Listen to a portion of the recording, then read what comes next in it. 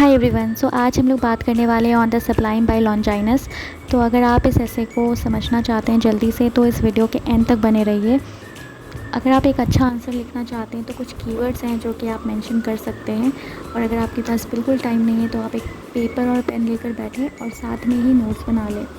तो आप जल्दी से पहला कीवर्ड लिख लीजिए ग्रैंडवर ऑफ थॉट, दूसरा कीवर्ड लिख लीजिए कैपेसिटी फॉर स्ट्रॉन्ग इमोशन, तीसरा कीवर्ड लिख लीजिए अप्रोप्रिएट यूज़ ऑफ फिगर्स, और हमारा फोर्थ है नोबिलिटी ऑफ डिक्शन, फिफ्थ है डिग्निटी ऑफ कॉम्पोजिशन। अब हमें इस कीवर्ड को एक्सप्लेन करना पड़ेगा, पर इस कीवर्ड को एक्सप्लेन करने से पहले हमें सब्लिमिटी के बारे में जानना पड़ेगा और क्या लॉन्जाइनस उसके बारे में कहते हैं, और लॉन्जाइनस क्या कहते हैं। अगर आप ये आंसर में मेंशन करेंगे तो आपको अच्छे खासे मार्क्स मिल सकते हैं। और आपको क्या मेंशन करना है वो मैं स्क्रीन पे डाल दूँगी, आप स्क्रीनशॉट लो या फिर उसे पेपर में नोट डाउन करो, जो करना है करिए। और अगर आप ये जो मैं अभी लाइन बोलने वाली हूँ, अगर आप इस लाइन को स्किप करना चाहते हैं और एक्सप्लेनेशन सुनना चाहते हैं तो 2x कर लीजिए, जिस भी स्पीड में आपको समझ में आए। तो लॉन्जाइनस कहते हैं कि he says consist in a certain sublimity, he says consist in a certain distinction and consummate excellence and expression, and it is from this and no other source but the greatest poets and prose writers have gained their eminence and immortal fame।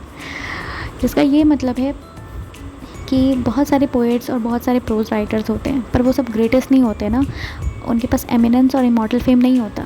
पर कुछ ही होते हैं जो greatest होते हैं, और उन poets और प्रोज राइटर्स को एमिनेंस और इमॉर्टल फेम मिलता है। क्यों मिलता है? क्योंकि उनके वर्क में सब्लिमिटी होती है। सब्लिमिटी क्या है? Sublimity consist in a certain distinction and उसके एक्सप्रेशन में कंज्यूमेट एक्सेलेंस है।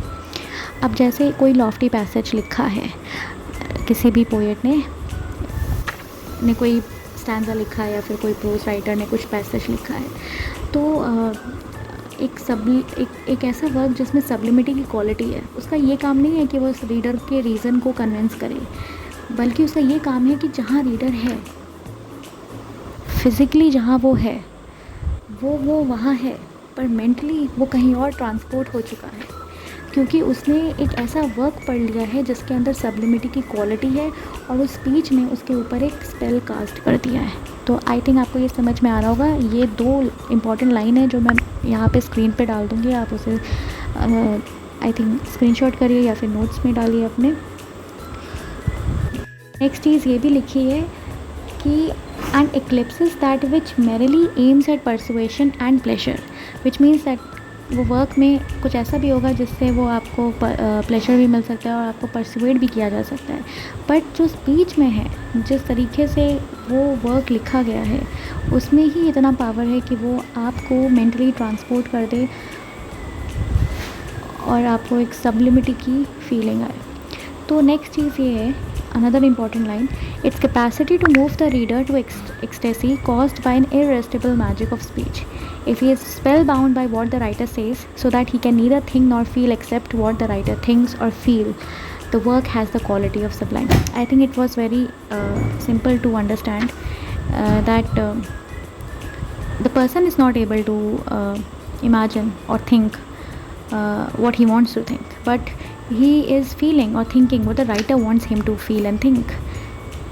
अब ये थोड़ा सा कंफ्यूजिंग लग सकता है कि सब्लिमिटी ठीक है, सर्टेन डिस्टिंक्शन, एक्सप्रेशन में एक्सेलेंस होना चाहिए, और स्पीच आपके ऊपर एक स्पेल कास्ट कर दे, आप कहीं फिज़िकली तो वहीं हैं, मेंटली कहीं और ट्रांसपोर्ट हो जाए, और जो राइटर चाहता है आप उसको सोचें, आप उसको फील करें। तो ये सब तो चीज़ें ठीक हैं, लेकिन ऐसा कैसे होगा? मतलब क्या, कैसे लिखा होगा कि ऐसा हो सकता है क्या?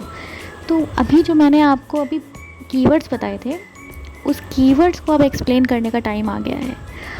अब आपको पता चलेगा कि ऐसा क्या है जो आपको स्पेल बाउंड कर दे। तो पहला कीवर्ड है हमारा ग्रैंडवर ऑफ थॉट, राइट? चलो इसे एक्सप्लेन करते हैं।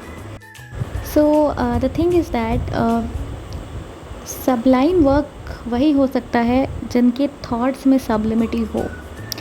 एंड यहाँ पे एक चीज़ मेंशन कर सकते हो, sublimity is the echo of greatness of soul.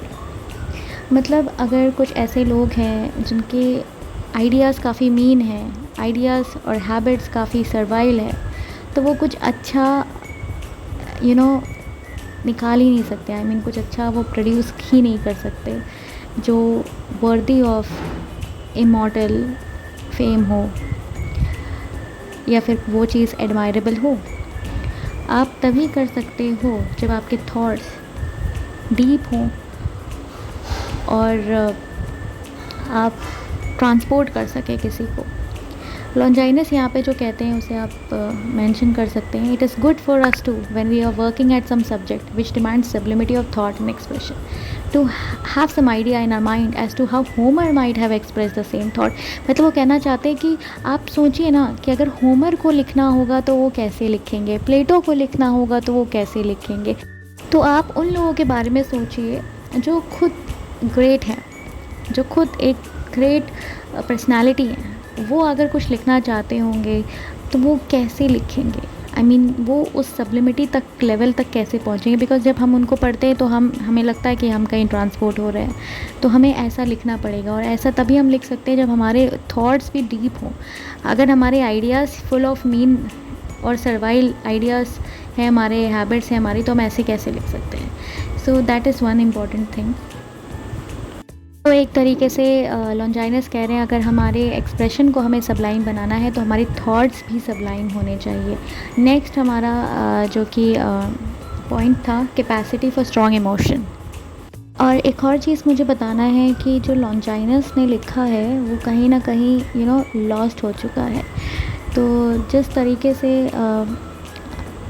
थोड़ा बहुत मटेरियल अवेलेबल था उस तरीके से स्ट्रेटेजी को एमालगमेट किया गया है। तो जो हमारा दूसरा पॉइंट है कैपेसिटी फॉर स्ट्रॉन्ग इमोशन, इसका ये मतलब है true emotions and in the right place.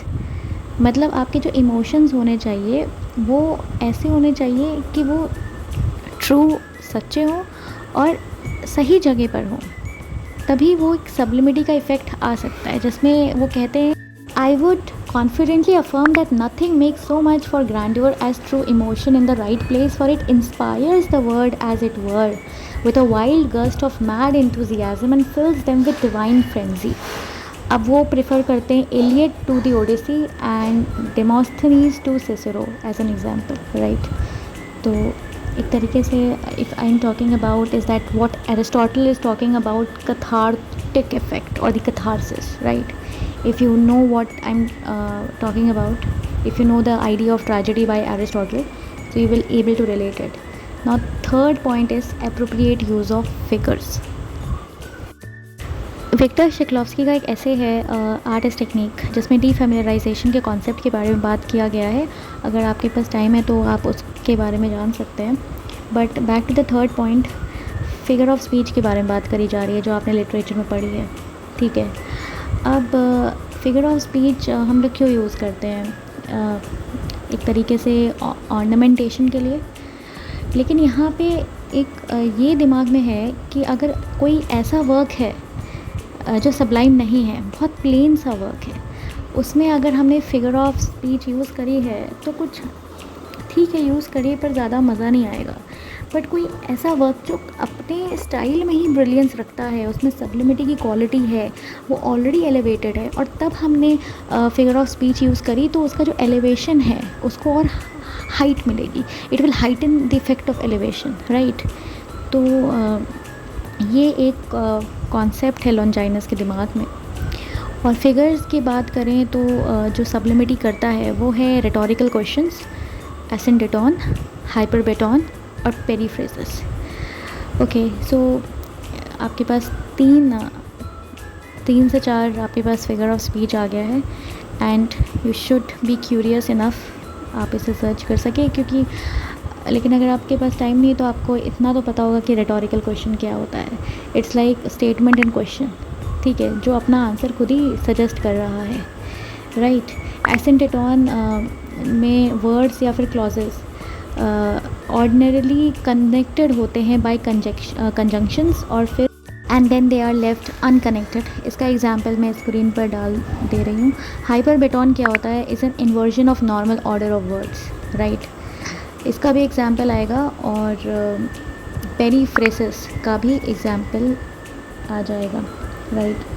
पेरीफ्रेसिस is like a roundabout way of speaking, for example women wife को बेटर हाफ बोल रहे हैं, या फिर वुमेन काइंड को फेयर सेक्स बोल रहे हैं, ऐसा कुछ. तो we all will put all the examples on the screen. Then the fourth point is nobility of Dickson.